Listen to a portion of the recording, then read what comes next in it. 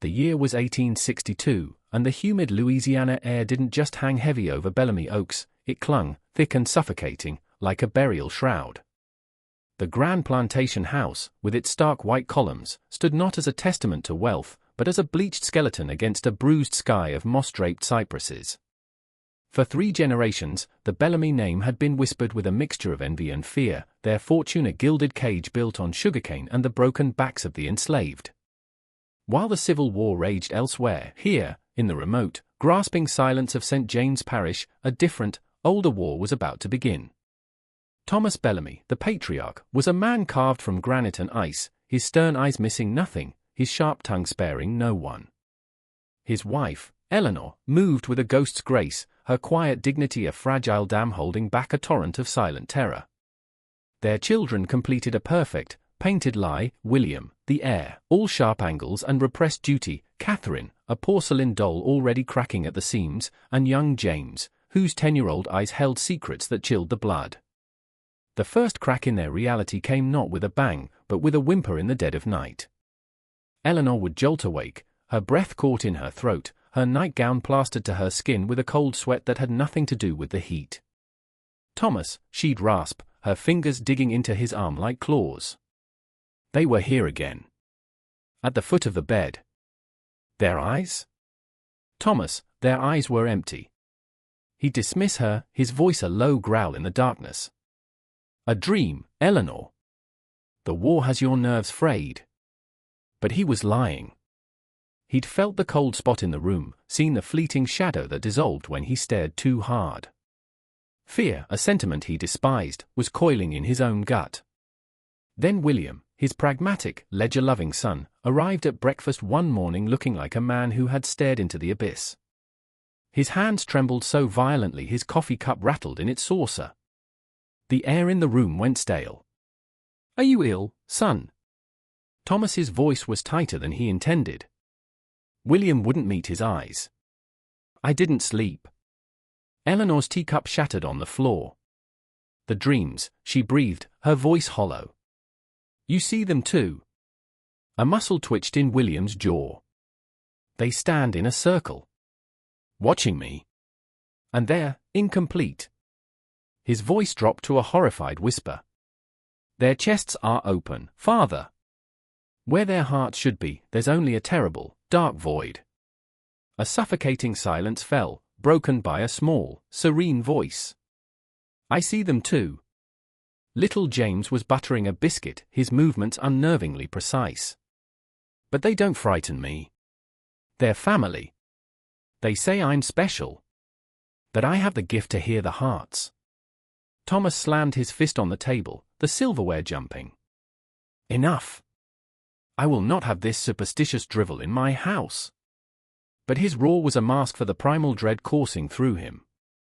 He saw the same terror reflected in Eleanor's wide eyes, the dawning horror on William's face. They were all trapped in the same waking nightmare. The haunting escalated with cruel intelligence. Objects didn't just move, they reappeared in impossible, taunting places. Eleanor's silver hairbrush was found submerged in the garden fountain, its handle bent like a crippled finger. James's wooden soldiers were discovered marching in a perfect, malevolent circle in the nursery, their painted eyes seeming to follow anyone who entered. The slaves' whispers became prayers.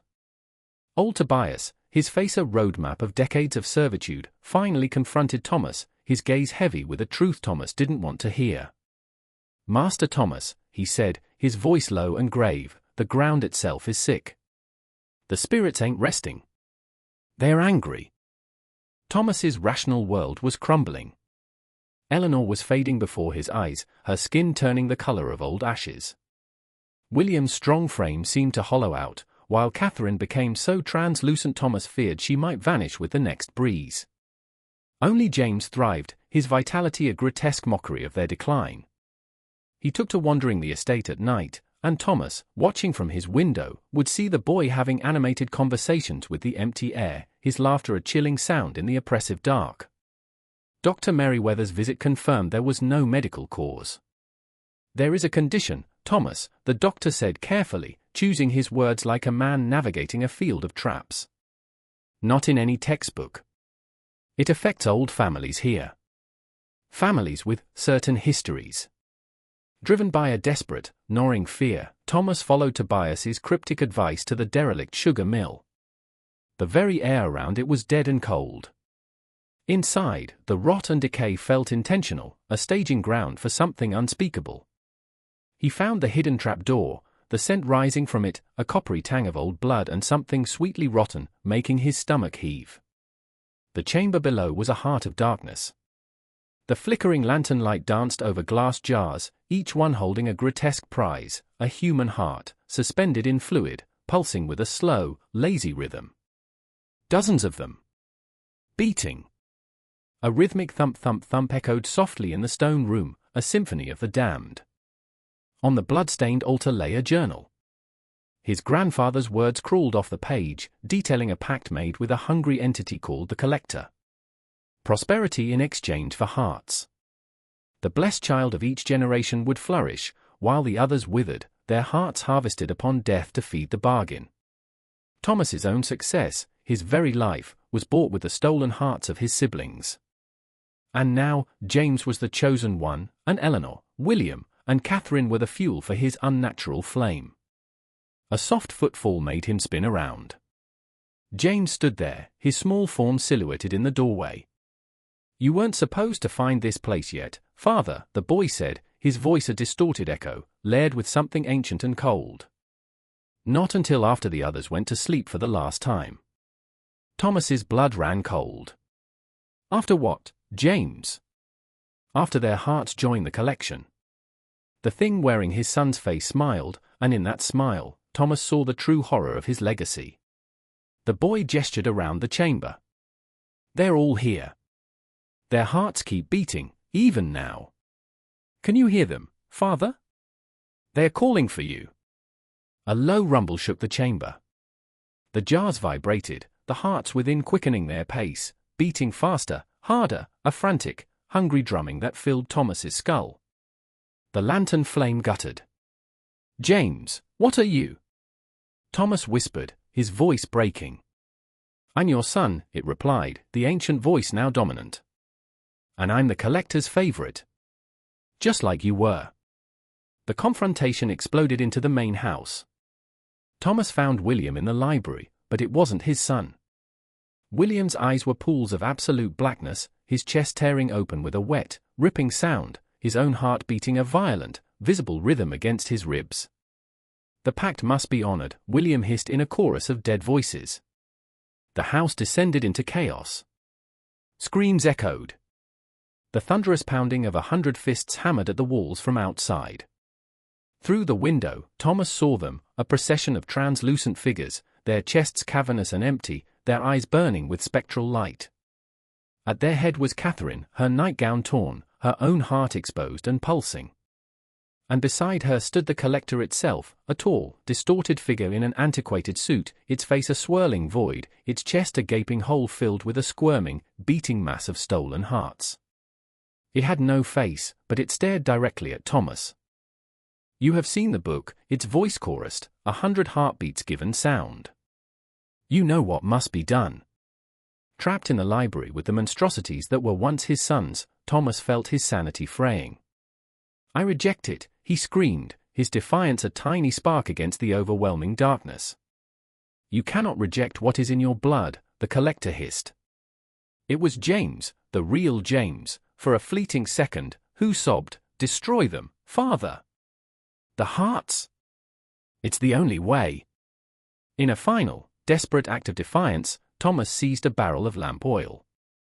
The Collector shrieked, a sound that tore at the fabric of reality. As the entity lunged, Tobias threw himself in its path, giving Thomas the moment he needed.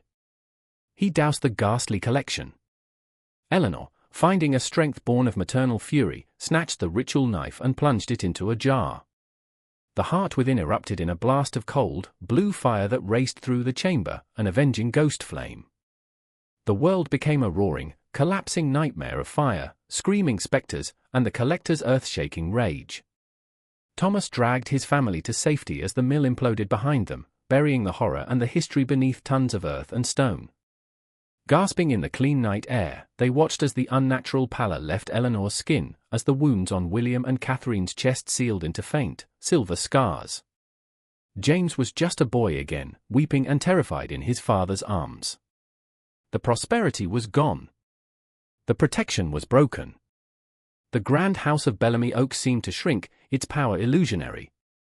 But as Thomas held his weeping family, their hearts beating in a frantic, human rhythm against his own, he felt a different kind of wealth, one paid for not in blood, but in courage. In the years that followed, as they rebuilt a simpler, poorer life on the ashes of their cursed legacy, the memory remained. Sometimes, in the deep silence of the Louisiana night, Thomas would startle, thinking he heard a faint, rhythmic beating from deep beneath the earth. But it was always just the wind, or the pounding of his own free heart, a sound that was no longer a promise of doom, but a testament to their hard-won survival. They had stared into the heart of their own darkness, and they had, against all odds, torn it out.